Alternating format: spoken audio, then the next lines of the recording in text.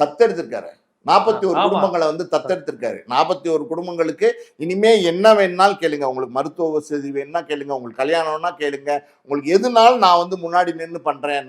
நான் வந்து உங்க வீட்டு பிள்ளை அப்படிங்கிறது இவர் சொல்லியிருக்காரு.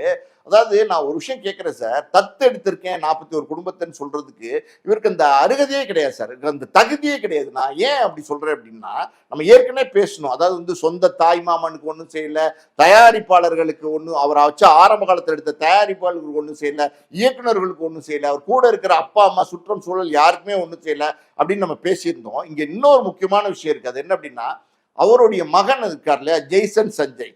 ஜெய்சன் சஞ்சய் இப்ப அந்த நீலாங்கரை வீட்டுல அவரோட இருக்காரா அப்படின்னா இல்ல. அவர் வந்து அந்த வீட்டை விட்டு அவங்க அம்மாவோட வெளியில வந்து பல வருஷங்கள் ஆச்சு.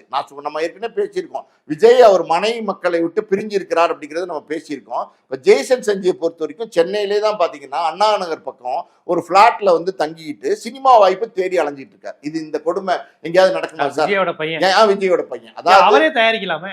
தயாரிக்கலையே.